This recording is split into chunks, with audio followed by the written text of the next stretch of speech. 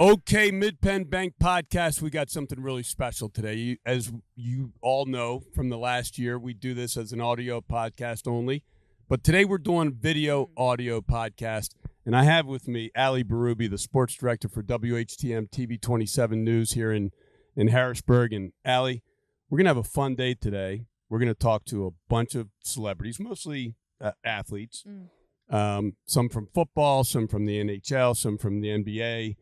Some from Major League Baseball. So how as a sports director, you got to be ready to go. This is heaven, by the way. You've assembled the who's who of celebrities in sports. You brought them all here to beautiful Hershey, Pennsylvania, of course, for a great cause in the fight against breast cancer, but really just an awesome group of individuals and truly a testament to the work that you all are doing. We're going to have a lot of fun. We're going to chat with them. We're going to tell some crazy stories. I mean, this is a dream come true. It's going to be tough to keep them channeled in on, telling stories that you can actually put on the air on a podcast. But, this has been a fun time trying to put this golf tournament together. And as Ali said, it's a golf tournament that raises money for breast cancer charities. We have two great ones, the Pennsylvania Breast Cancer Coalition that serves women who already have breast cancer, and they also do some funding of research. And the Bosser Center down at the University of Penn Medicine in Philadelphia, Drs. Susan Domchek and Dr. Payal Shaw, who are doing cancer research. They're trying to figure out a way to solve this BRCA gene mutation. And what they need is money. And so we've put this golf tournament together, and I call on a bunch of my celebrity friends to come and help us attract some really generous sponsors, and that's the formula. So, we thought Scott Bosjancic, who's the producer of our podcast, we thought that, let's put together a video podcast. Let's bring in the best to help me with this because I'm not a professional. And we're going to have a day of great interviews that we hope to share with you over the next couple months. So here we go. Mid-Penn Bank Celebrity Golf Classic 2024 and the Mid-Penn Bank Podcast. All right. Okay, Mid-Penn Bank Podcast. Here we go. We got Corey Miller, our first guest on this show. I'm first? Corey, yeah, you're the first man. Nice. We wanted to do that after that great rendition of Wagon Wheel. Yeah. Last night. So that was great. So do you get requested to do that often, or? Yeah, I mean, of course, I do about 20 to 25 of these a year. And so a lot of them are put together of, real bands, and like people that get paid, not me, but people want me to sing. And so I don't get it. I'm like, I'm not that good, but I can fake it till I make it. You know what I mean? And so, being great friends with Darius and Hootie and the Blowfish, I toured with them for a year, so I really know all the songs. Right. And so I can get through it. So do you do that more often, like a lot of Hootie and the Blowfish songs? Yeah, I do. Some of Darius singles. Yeah, I can do his solos of his R&B album. I know all the Hootie songs. Now, does he mind you, because some people say that you actually sound better than him. He gets mad because people said, I like your rendition better. And so, because he used to be kind of a stiff guy. He gets up front. He wouldn't dance. He wouldn't move his hips. You know what I mean? I'm like, dude, you got to kind of be a showman. You know what I mean? Yeah. So he would get mad and wouldn't let me sing for a little bit because people was liking it too much. But he's good with it. I'm like, dude, you're making gazillions of dollars and I'm making zero. So you're good. Here's what we love about Corey Miller, though. You are the most humble. He said, I don't know if people really like my voice. I'm not sure. You have a silky smooth, perfect voice. I mean, people were calling for you to sing from the moment you walked here into central Pennsylvania. No, it's fun. I mean, I remember last year, it was a Thursday, I think, we went up to another golf course and we did the song, Wait Till You See Me Next Year, something like that. We just kind of was cutting up with it. It was pretty cool. And you and Robert. Yeah. I mean, it's I grew up in a church. I mean, there's 11 of us. I got 10 brothers and sisters, and mom and dad. We had our own. It was the Miller Family Singers, and we traveled church to church on Sundays and during the week singing. And I used to hate it, but I just started doing it, and I like it. I mean, I sing all the time, and so a lot of the passion, and I think that's what people can feel when you love something. I found out that people feel your energy. They feel your spirit, and so I'm passionate about whatever I do. And so if I'm singing, I'm passionate about it, and I get into it. And it's like football. You got to love it. If you don't love it, you're never going to be any good with it. So same thing with singing. It is early in the morning. I understand you're our first guest, and I do want to put you on the spot. Okay. Like couple bars of whatever you want to bless us with this morning. Oh gosh, that is. I thought it was gonna be. You're like, wait a sec. I got all kind of my voice is not clear. I haven't had my coffee yet. I don't know. I think "Let Her Cry" is one of those songs. You know, she sits alone by a lamppost, trying to find a thought that escaped her mind. She said, "There's the one I love the most. Michael Stipe's not far behind. She never lets me in, only tells me where she's been when she's had too much to drink." I said that I don't care, I just run my hands through a dark and I pray to God, help me fly away. He said, "Let her cry. Let the tears fall down like rain. Let her sing. If it eases all her pain, let her go. Let her walk right out on me. And if the sun comes up tomorrow, let her be, yeah, let her be." That's all I got for you. Woo! Man. I got chills. You are the man, Corey. That's rough, you know. But, Oh my gosh. it's fun. Singing is fun. You know, it's being a minister and things like that. Now singing is that thing you can do. You know, I think about slaves and when they was picking cotton, and my mom and dad picked cotton, and they used to sing. I mean, that's what got them through was the singing. And they were in such a hard, desperate time, and singing was that thing that uplifted their spirits and just made them forget about the place where they were, right? And so they sang to the Lord, and that was the thing that gave them hope. And so singing, that's why I love it. And I'm more of a lyrical person. I love lyrics because they mean something. You know what I mean? It just kind of give you hope I can face tomorrow, you know.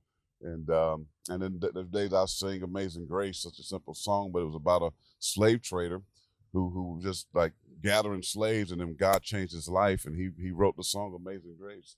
You know, really? I once was lost, but now I'm found. I was blind, but now I see. Think about that. A guy that was gathering slaves, that became a preacher, and he wrote the song "Amazing Grace." And that word grace means undeserved favor. I mean, I don't deserve it. I can't earn it. I can't buy it.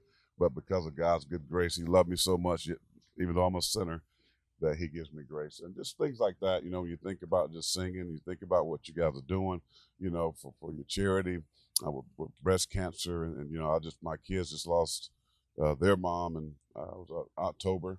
We had to bury her at 54 years old. She had cancer that spread and metastasized in the brain. And I've seen it firsthand for the first time. And, you know, just things like that singing, though, helps you get through those tough moments. And, she was a good woman. We were friends. We got married young and had two beautiful boys. And, she lost her life at 54. So some things you don't understand, but God still is a great God. And so that's the kind of thing I think about even when I sing.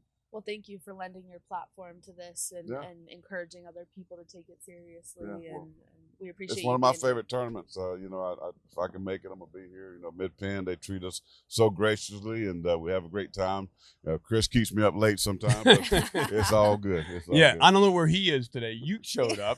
You're ready to go. He's right there on the phone. Come on, Chris. There he is. He's pretending he's working. Nah, y'all are great, and I pray God will continue to help you raise a lot of money because you're doing such a great thing. So thank y'all so much. Come back next year? Hey, man, if God gives me the strength, I'm here, brother. My man. Thank you all. Love you, brother. Doing a great job. Unfortunately, I can't pay you, but and you know what? It's going to be tough to get another guest as good as Corey. Yeah, I guess the podcast is done. I need to listen in because who else can sing? You know what I mean? Thank y'all so much. I don't know. We'll get someone else to sing. We'll put someone else on the spot. Not gonna be as good as Corey. Hughes' wife was amazing. And, oh my she's gosh, phenomenal. that was great. Whitney Houston song, which is not easy to do. No, that's a big voice you need for that song. She did a great job. And someone actually came up to me and said, "Did you know she could do that?" And I said, "Do you think I would have let her up on that stage if I didn't know she could do that?" I've heard her do it in the back room, which you don't have the same acoustics. You know what I mean? It sounds so much better with that. So that was amazing.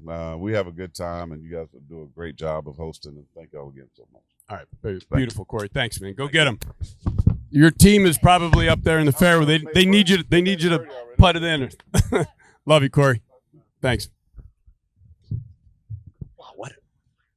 great idea to ask him to sing. Like when you first did that, I was thinking, oh man, this could go a different way. But I'll be honest, there are a few people I'd put on the spot like Corey Miller, but you look that man in the eyes, you know he wants to sing. So just ask him. Yeah. Well, Just ask him. it clearly means something to him. I didn't quite realize the impact music has on him. Yeah. You know, he's such a soulful guy and he talks about his faith all the time, but to hear him resonate with lyrics like that, I think is special. Amazing. Great idea. Yeah. You should host a podcast. Oh, well, thanks for inviting me. Hugh Green. Yes, sir. As our second, we were just talking about your wife and the great job she did last night. It doesn't reflect me. So you sat up there. They encouraged you to sit up there so that she could sing to you. Yes. How did that feel? It's always admiration. We've been doing it over the years. We've in events that we've created ourselves. She sang that and have sang that, and most of the time, I prefer trying to get a band together so she can highlight. Next year, I had told her that I want her to, even though that Whitney song is a song that she really likes and she's a Whitney fan, but the one from Tony Braxton is unbelievable, and after you see it, you don't see. Guy has a stage courtesy. She's been doing it so long, so as a performer to a certain degree, she knows how to present herself to the crowd based off the song. Right. And that Whitney Houston song, she really likes. Oh my gosh. But that Tony Braxton song, she's almost identical to Tony. Really? Unbelievable. Well, when you close your eyes and you're listening to her do the Whitney Houston, you could think that that's Whitney Houston somehow up there. Well, let me tell you another incidental story. When she first did it, we were talking to Beasley Reese, and I know Beasley is a performer, piano player, and this thing. So I put them together, and I said, "You all do this," and so Beasley backed out of it. So anyway, we were sitting there discussing about what song she's gonna sing, and I told Beasley that she was gonna do Whitney. Well, Beasley didn't show me, but he turned around and frowned away, and he like, okay. So after the performance, he came to me and he said, "Hugh," he said, "when you told me," I said, "why did she choose that song? That is the hardest song to sing." So he thought she wasn't going to be able to do it. Correct. Yeah. And when she did what she did, he was like, incredible. He said, "I frowned when you said that." I said, but I didn't want to say nothing to you to go on now. But after I heard her sing it, she nailed it. Yeah. So, it was a dream of mine to have you at this golf tournament because I've told you this a million times. You're one of the reasons why I went to the University of Pittsburgh, and I've said this publicly a million times. You're the best college football player I've ever seen, offense or defense. And so when you first started coming to the tournament, it was like a dream for me. And then she shows up and she becomes the honorary chair. Yes. 2 years. She did it for 2 years. She did it for 2 years as she was battling, right? Right.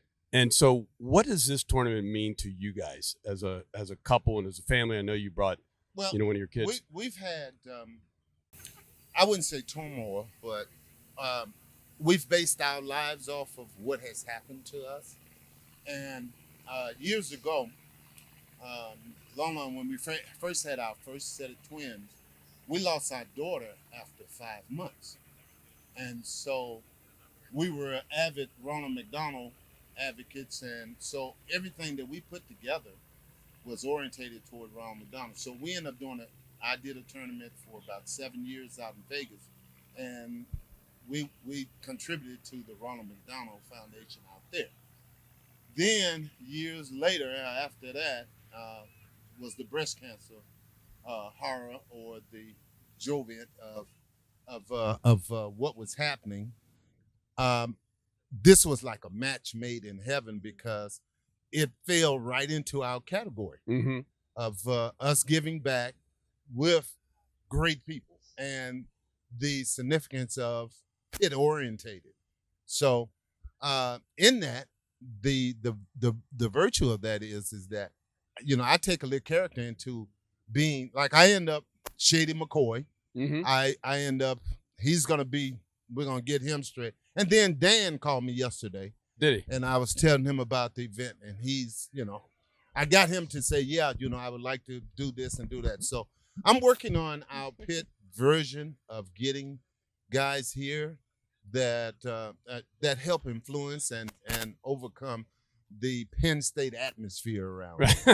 Well, this is Central PA, so it is a big Penn State atmosphere, but you've built you've helped us build a really good presence of Pitt players here, which is great. Yeah. That rivalry between those two schools goes back a long way, and there's a lot of guys here from Penn State. Scott Fitzke's here and Mike Mowdy, and they remember those things just as well as the Pitt guys do. We just I told you that we just organized, we called the rivalry. Yeah, I was going to ask you about Penn that. State, and we had Saquon, who was on that end, and we had Shady that was on this end, and in the most of the invitees of what we put together. And so it was like 70-30 version of people participating and at the event. So, Penn State way. And so the guys were calm and talking this and that, but after we kicked their butts for the first annual, which I guess they had it momentum wise, that was what they was, I guess, betting on, that they were going to beat us. And then we had a bunch of live versions of where they wouldn't speak or even.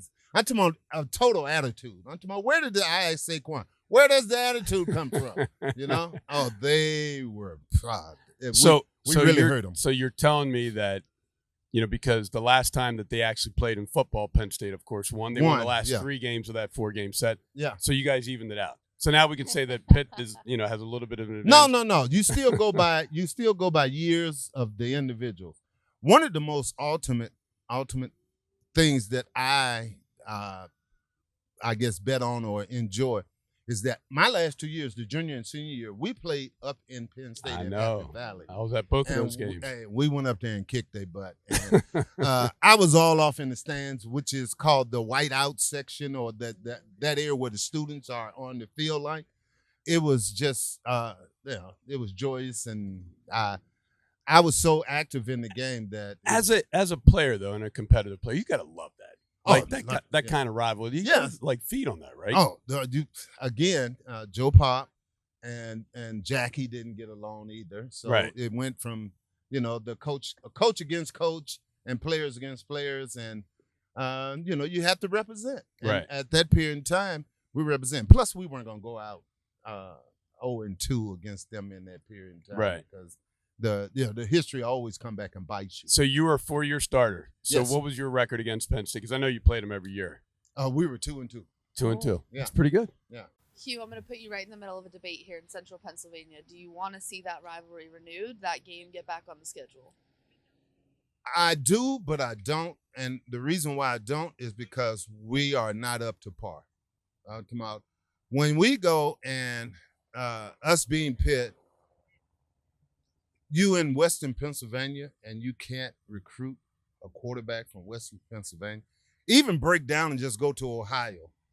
I'll take a quarterback from Ohio, just in the region, and we can't do that. We've lost our variation of type of players that we recruit. Jackie's theory was he would get the beef and the brawn from the Northeast, and he get the speed and the swiftness from the South. They've totally gone away from that package, and it is hurting us in a lot of different. Individually, we have some great players, but team-wise, for some reason, they can't put it together. College football is evolving a lot, though. Do you think Pitt's positioned to tackle the new age of college football? I don't want to be not allowed in Pittsburgh from comments of in general, but we have a long way to go, and until we are big boys again, I don't want to see the competition because it's like the oranges and apples, and right now they're the apples. Well, hope they get there then. Get back to the prominence that you had. Yeah, hopefully. We got AB over here. He wants his he wants a seat. Anthony Bowie, former NBA player. How you doing, my friend? Hey, listen. Your team has already finished this hole, and they waiting for you. So you need to go on about your business and do what you need to do, okay? Because I don't need to be waiting for you all day. AB. No, you know why they put you behind me? So I can slow my game down. So slow your game down. Slow your game down to it, just that. They say I'm supposed to enjoy this. Yeah. But I am enjoying it, but I go fast. Hey, look, they have a tent up there, and Rory too is up there. So we're gonna do the same thing for next hole. I'm gonna do the same exact thing. Rory, you're not doing that for real, right? Okay. Now how are they gonna I was about to say we about to skip your group, man. how are they gonna get two of me and two of Allie? You know, we can only be in one place at a time. Rory's Well, irreplaceable. Allie, I don't know. We'll take two of you. We can. All right, we you- can do it out here. We'll erase Thanks, him. baby. We'll All right, erase go him. get him. That's AB. You're the best. Yeah, we AB. erase him. Grab a seat. It's Oh, a look at that. tough seat Get to on out of the way, tough man. seat to follow. Hugh, I'll good take to it, see take you. Take it with you. I don't need to. AB, thank you for coming back to another golf tournament. How many years have you been here? I don't know. I think this is either my third or fourth year. Yeah, I think it is. Yeah. I think everybody was scared to invite me because I think they were afraid I was going to win everything. So, but it's okay. I'm here. I'm here to enjoy it, have a good time, and that's what we're doing. Hey, So- why you guys putting this? Hey, What's Chris, going it's on? Good to see you working though. Look at him. He's been on the phone. He's Yeah, I mean, been 'cause, handling like, some business. The only thing you really see out of Chris is late at night. You know, I don't know. he's nothing taking about care- that either. Like, I don't know nothing about that. no, you're. I don't know nothing about that, Chris. I'm sorry, man. He golfs fast and he doesn't know late night Chris. That's So right. let's talk about the. You might want to get that up a little bit closer. Let's talk about the shootout yesterday, which is, I think, fast becoming the real competitive part of this process and the thing that the celebrities love coming back for. So, how did you do in the shootout? And you know, what's the most important aspect of that team? You know, you meet a guy, now you're teammates with him. You're playing an alternate shot format. You know, you have to kind of build some sort of esprit de corps. So, how does that go? Well, personally, I think, you know, no matter what we're doing out there, my team or my teammate, I just try to make sure that that person is comfortable, Mm-hmm. you know, because it is kind of stressful when you get up in front of everybody, especially like with my group. We were the first group, so it was like, all right, well, we got to get up, we got to hit a good shot. You know, everybody's sitting back there watching. So once you get up there, I just tell my guy, look, let's just have some fun, man. Play your game. Don't worry about it. Now, but if they ask me, what am I doing wrong or something like that, then I can correct it. But I will never interfere with anybody's game, you know, when they're out there playing, because I want them to feel comfortable with what they're doing. So we were sitting around yesterday morning before the shootout talking about when people first started playing golf. When did you first start playing? Oh my God, that's a long time ago, man. You trying to tell everybody my age now? Well, actually, I was, you know, back in '86, I was drafted by the Houston Rockets, and a guy by the name of Otis Thorpe, who was with the Rockets at the time, he asked me, hey, have you ever played golf before? I was like, I maybe swung a club, but I've never really played, you know. And, you know, as an athlete, we all think that we can just go out and play the game. But, man, I'll tell you what, the first couple of times I tried to go out and hit that golf ball, you know, I couldn't even tell you where it was going, because it was going left, it was going right, but it was never going straight, you know. So, but Otis Thorpe got me into the game, and from that point on, so that was probably like in 87 when I first started playing. And from that point on, you know, anybody say golf to me, it's like where, when, and how. So most of the teams you were on, were a lot of guys playing golf at the time? A lot of guys were playing golf. A lot Yeah. of guys playing golf, and especially those long trips. You know, if we had a 2-week swing out in California, you know, normally everybody would send their golf clubs early, and we'd go out and play. Right. You know, on days off. You know, that we had days off, so So it was fun. You ever play with Mike? No, I'm too good for Mike. So oh, that's on camera too. I take that back. No, No, I'll tell you what. I mean, I played with a lot of guys, but I never had the chance to play with Mike. You know, and you know, I wouldn't want him to write me a big check. You know, like he write a lot of these guys. So, Did you ever cover him? Of course, Yeah. yeah. How'd you do know, against him? I held my own.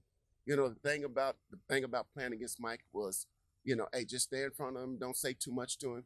You know, as they say, don't poke the bear. Right. You know what I'm saying? You know, So you never can't- poke the bear. He's gonna trash talk you, No, but you what? shouldn't be trash talking. No. If you trash talk him, he's gonna trash talk you. But if you don't say nothing, just play the game. You know, and I'm a competitor, so it doesn't really matter. I live for the fact of guarding the toughest guys on the opposite team. So it was just that was my job. That's how I kept a job. You know, it just play hard-nosed defense and just had fun. Was that your calling card, defense? That was my calling card. Yeah. I mean, I can take you back to '86 and a coach by the name of Bill Fitch. Bill Fitch, you know, played mind games with you. He would always tell me, you know, you can't do this. Quick story: we were playing against the Detroit Pistons. I'm a rookie. He puts me in the game. I'm guarding Vinny Johnson, and they say, you know, I'm sizing him up already. Vinny Johnson about 6'3". I'm 6'6". I'm quicker than him, faster than him. You know, there's no way he's going to go around me. But, you know, Vinny, when they call him the microwave. So they called him the microwave for a reason. And the thing is, Vinny was hot that night. They brought the ball down to him 5 times in a row. And who was guarding him? Me. He scored all 5 times. So Coach Bill Fitch calls a timeout. He says, walks up and down, stands right in front of me, and I'm looking down. So I see his shoes in front of me. So I lean back to look up at him. He says, son, if you can't guard Vinny Johnson, you can't play in this league. I mean, that was, you know, any words that you get from a coach like that, you're thinking, wow, I'm done. You know what I'm saying? I'm done. You know, I'm thinking, you know, look, tonight I'm going to get my pink slip. I'm going to go on back to Oklahoma, you know. But he said, yeah, you know, if you can't guard Vinny Johnson, you can't play in this league. So the game was continuing. I went back to the end of the bench. And the guys walked out. There was 4 guys. They went, Coach, who's in? He looked at me, boo, let's go. I'm in my mind, I'm thinking, man, you just told me I can't play in this league, right? I thought I just got a pink slip. Yeah, I thought I just got a pink slip. So at the end of the game, they end up winning. At the end of the game, he comes in the locker room, and his first words to me is, what do you think about what I said? I was like, you know, at this point, you know, you play the game, you're done. You don't really think about, you know, yeah. You know, you just going about your business. So he asked, what do you think? I said, what are you talking about, Coach? He says, about with Vinny Johnson. I said, I ain't really think nothing about it. I said, Coach, I said, you know, in the midst of the game, I said, you told me that I couldn't play in this league. He says, yeah, I told you could play in this league. I said, Coach, you also told me that other guys tried to guard him and they couldn't stop him either. I said, so that means they shouldn't be playing in the league either, right?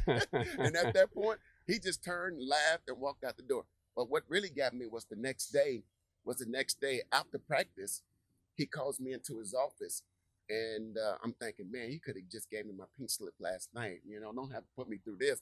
You got one more day of practice out of me, and then you're going to give me a pink slip. So I went into the office. We sat and talked. And he says, listen, he says, that was the best defense I ever seen played on Vinny Johnson. And he said, son, if you play defense like that, you'll be in this league a long time. So that was my calling. And when he told me that, I said, they ain't got to worry about me. And I always look at it, try to be in the best possible shape, better shape than anybody on your team. And then from that point, I don't have to worry about my mind saying, hey, you're tired, because I know my body's not tired because I'm conditioned to run and to do that. So that's the mark of a true competitor. What you said earlier, to be the best, you got to beat the best. Yeah. Not being afraid of the competition, That's going right at it. Hey, well, you know, when you know that you're playing against the best, you got to live up to that. You got to be ready for it. No matter whether you win or lose, but at least make a good showing. Right. You know, at least show up to say, hey, listen, I'm gonna try to give this guy everything I can. Because I know one game we was playing against Chicago, and I think Mike had like 63. He had 63, but we still won. But the thing is, we just kept plugging, even though that he got 63. Mm-hmm. I'll take the win. I'll give him 70 if he wants it. You know? The win's the only thing that counts. The win's the only thing that counts. All right, so you're sizing up the competition here on the course. Who's the best on the course? Who we going after? They ain't got to worry about it. I ain't even got to talk about it. Second the best, you know, hey, all these guys playing for second right now. So we ain't got to talk about that. They already know who's the best athlete. You got a good team out there today? Oh yeah, definitely. Who do we They have? already gone. They already Oh, they- left me already. You know. How could they go without their A player? Hey, I'll be honest. He gave Hugh a lot of crap, you know. So you sat here for a while too. Yeah, I'm that's just what I'm saying. saying. I'm ready to go. Go get him, I'm ready baby. to go. All right. I love you, Good man. to see ya. You're the best. See, Oh. Oh, wait. See, you already fired me. You already fired me, man. Wait, is that who you're playing with? You playing with the Mounts Jewelers guys? Listen, yeah. I'm the coach. He's the coach. All right. Oh, They my need. I goodness. think they need a long drive out of you. No, I think we're good. Uh, See, I gotta go. right. Thank you. Thanks, AB. Thank You're you. the best, baby. All right, we're back. We got Pete Shaw. So, Pete, you played football in the 70s, right? And you're into the 80s, right? The game was different then, right? Like, tell us. I think I know the answer to this, but I want to hear straight from you. What was the difference between playing in the 70s and early 80s versus the game today? You know exactly what they're going to do, Right. you know? So it's like a track team, man. I mean, everybody wears the same size pads these days, you know? I mean, the linemen wear the same pads as the wide receivers, and the uniforms are all skimpy, and the thigh pads are small, and you know, it's a different game. It's a different game because, like I said, we played in the mud and we played dirty, and That's the way you loved it, though. Didn't you? yeah, that was football. That was football. You know, And, I mean, I never played a lot of organized football, but with my boys on mhm. the, playing on just a sandlot type field, Right. there was nothing better than if it was mud. No, that was it. You know, You I go mean, home, you get a little blood yeah, on you, exactly. That was it. blood. That was it. You know, you wanted some blood on your jersey. Yeah, You know what I mean? yeah. You know, like, I mean, watch out for him. Do you go to a lot of games now? No. Or watch a lot of games? Well, here's the thing. I live in San Diego County. The San Diego Chargers moved to L.A. Right, Now they're the L.A. Chargers. right. I'd be damned if I'm driving up to LA in that traffic on Sunday morning to see a football game and then have to drive home. Right. The only time I go to a Charger game is if they pay for me to come up there, or if they got transportation, or I got accommodations in LA. I'm not driving up there to go see a game, then have to drive back in all that traffic. Right. No, I'm not doing that. We have the What's same problem in central Pennsylvania. The traffic here just as bad as, Right. as Los Angeles. Well, I mean, if you want to go to a game in Philadelphia, that's always an issue That getting is from true. central Pennsylvania to Philadelphia. You get on the Schuylkill, it could take 2 hours. It could take 45 minutes, but Yeah, I don't like them that much though. How I don't does like it. football get back to the way you played it? What's that? How does football get back to the way you played it? Does the game change and get? No, they make it too much money. They make it too much money yeah, now. and I think that's absolutely the key. They're Yeah. just making too much money. You guys didn't get paid No. anywhere. I mean, even in adjusting for No. inflation, you guys didn't get paid No. anywhere near that. These guys, these owners, the league, they know they have to protect their players today. Every owner's a billionaire. Absolutely. Every owner's a billionaire. And I see some contracts. I see some guys with a $40 million a year contract. I'm like, $40 million? You used to pay our whole roster for 4 seasons or Right, something. You know what I right. mean? Were you kidding me? $40 million for one guy? Yeah, no. So it's a different game. It's a very lucrative game. But all the owners are billionaires. Right. Every owner is a billionaire. Couple times over. Right. Usually it's Right, crazy. exactly. So you think about that, and Who was your favorite owner that you played for? I like Wellington Mara. Yeah. The Mara Re- family. Mara family, very nice family. He was a gentleman. He was sincere. And he cared about his Giants. Yeah. He cared about the Did New he York care about Giants. the players? The players? He Yeah, did. He did. And he was always very kind. At least to me, I always very kind and very polite, and and had nice, not long conversations, but he was always pleasant. Right. On the other hand, we had Gene Klein in San Diego, and you were worried about he reaching around you, he shaking your hand with one hand and reaching in your pocket to grab your wallet. And that guy, I was like, because Gene made all his money in used car sales, right? So you've been coming to the tournament. I think this is your third or fourth year. Third year. And your wife Kari comes with you, and Yep. she's got a good relationship with a lot of other players. Everybody loves Kari. How does she develop those relationships? Does she give them advice or? No, she's just genuinely a sweet person. She is a sweet person, and she's very outgoing when you meet a woman like that and you say, "Is she for real?" She is for real. Yeah, she's genuinely she's a Midwestern girl from Minnesota, and everybody loves Kari because she's always upbeat, and very kind, very sweet, very caring. I ask you about stuff and remember names, and because I can't, I got CRS. You know what that is, right? Can't remember. Well, I think I'm with you on that. And I'm not, you might have some excuses because you played in some tough football games. I think mine's just age. Yeah, well, I don't know. I got a combination of both. So you guys are gonna hang around Central Pennsylvania for a few days. When do you head back? When y'all kicking us out the hotel. You can stay as long as you want. But we do appreciate you've helped us bring some really great. Well, it's my pleasure. I mean, I like I said, we developed good relationships, and I wouldn't bring anybody that would embarrass you or not a good guy. No, and that's an important thing because just having the right people. Absolutely, like absolutely. It doesn't mean that they have to be big stars or anything like that. Just like good people that just like AB, right, or just like Robert Royal. Those ambassadors. We're ambassadors. We're ambassadors. We represent you guys, and and I wouldn't invite anybody that doesn't understand that. Yeah, that we're here representing you guys and you take care of us, and we'll take care of your clients or your the players, the field. And so that's what we do. I mean, and if you don't understand that, then you don't belong here. Right. Right. And, if it's all about you, then stay home. Well, this, we call this the Mid-Penn Bank Celebrity Golf Classic, right. but it should have a much longer name than that because we couldn't do it without you and Kari. Well, thank you. And all the guys that you brought along. It's our pleasure. It's our pleasure. Yeah. It's our pleasure. I mean, so this is and you guys take care. You do a wonderful job at the tournament. A phenomenal job. And I'm not going to say wonderful, phenomenal. And I think every guy that I've invited said, I'll be back. Yeah. I'll be back. Your hat looks better on him than me. I was going to say it. I just didn't want to, He's got the right face for it. I don't know. I'm telling you. This tournament has been family for so many, and happy to have you as a part of it. Well, thank you very much. You keep inviting me. I'll keep coming back. Pete, you got open invitation forever. You got Chris Zamponi over there, you know that. I know Chris takes care of me. Hey, you know what? Call Chris. You need anything, call Chris. Call Chris.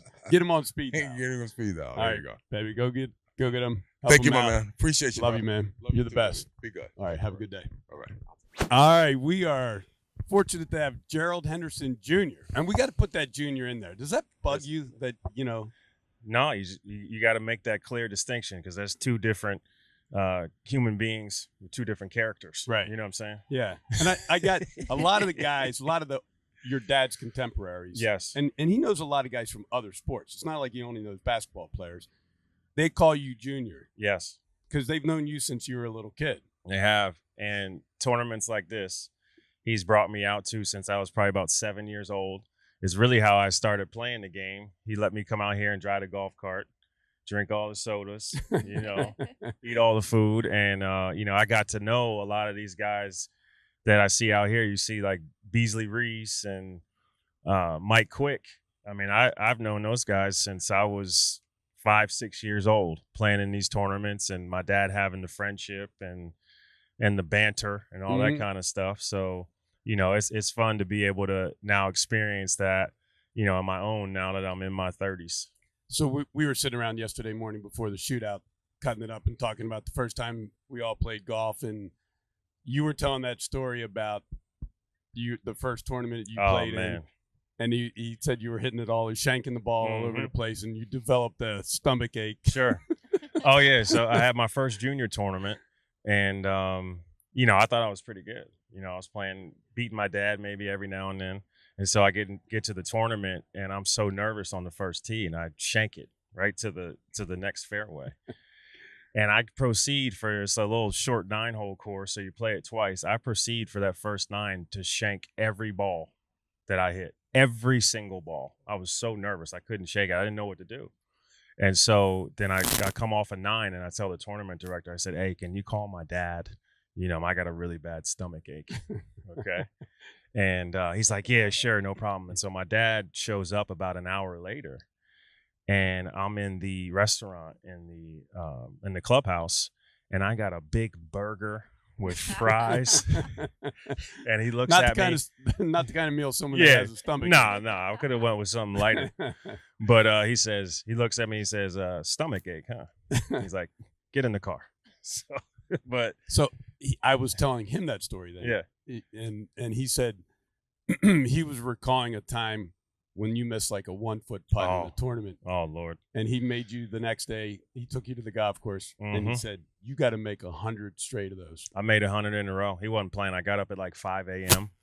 And, because the tournament, I had it. I was up 1 coming down the last hole, get it on the green in 2. Mm-hmm. And then I had a abomination on the I just was playing ping pong around the hole.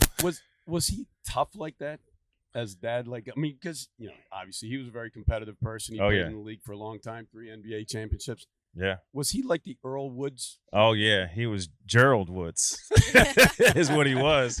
But I'm thankful for it. Yeah. You miss. I work all week getting my game right all summer. And then you go trick it off on the last hole.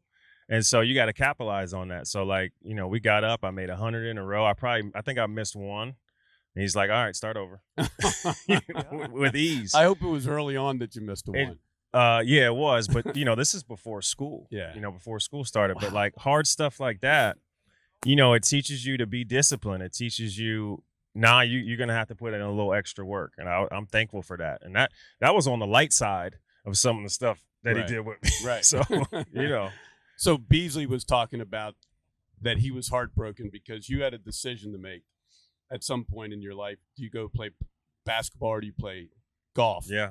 And he was heartbroken because he wanted you to play golf. What do you think your dad wanted? I think he honestly wanted me to do whatever I wanted to do, as long as it was one of them 2 sports. I got a funny story for you. All right. So right before that time, I was playing golf, basketball, and soccer. Okay, I love soccer. I'm a part owner in a Spanish soccer team, really? 3rd division. Wow. Yeah, me and a group in Charlotte. And so I absolutely love soccer. I didn't really have many skills. I was just bigger and faster than everybody. And so he's like, look, this is getting too expensive, man. He's like, we got to cut this down from 3 sports to 2. And I said, all right. He's like, well, go ahead, pick your first one. And I said, basketball. He's like, all right, good. And he made sure to tell me beforehand, like, this is your choice, okay? And then I'm going back and forth, and I love soccer, man. And this is when I was kind of not, I was developing as a golfer, but not like really, really good yet. And I said to him, my second sport's going to be soccer. And he looked at me and said, nope. He's not going to play soccer. No. Do you have a real competitive relationship with him? Oh, man. I describe it a little even further than that. We play a couple times a week. We get out there. And, it's gotten bad. I got to give him 5 strokes aside. Well, he's old. Yeah, he's old. I gave it to him. A couple years ago, he wouldn't play. He wouldn't take any strokes from me. Yeah. And then, he hit that little mid-60s, wall maybe. And so now he's taking 5 aside. He'll only play me for $5 aside. He won't even, I'm venting now. Right. He won't even play me. Allie, we're tapping into something. Yeah, he won't even. You're on it. Yeah, this is therapy for me. So he won't even play me 2 down autos. He won't even play me overall, just front and back. So it's gotten real bad. He's very, very cautious with me. All right, so I watched him take your money on 18 yesterday. He did, but that wasn't just me individually. That was a whole group that he got us in a skins game. So we got to make that clear. That's the only thing I saw so far. It wasn't one-on-one. Well, you got to watch the whole thing. So last night, the Zach Swidler was talking some real trash. Yeah, he was. And I love that you said, I'm going to play hard and practice a lot over the next year. Not to come back and win the shootout, not to come back and do well in the tournament, to come back and shut you up for all that trash. Yeah, he was talking smack, but we played yesterday, and his game looked pretty good. He told me he was like a 4 or 5. I was like, I know a sandbagger when I see one. He was striping his irons. His putting was a little shaky. but next year I'm gonna come back super sharp, so I can quiet him down. Well, I think I need to make sure he's working. Yeah, do much. that. Yeah. Give and don't pay him more. No, of course not. Put that boy to work. Golf with Junior though, he's critical. Hey, I don't want any comments on my game. Look, this is a serious sport.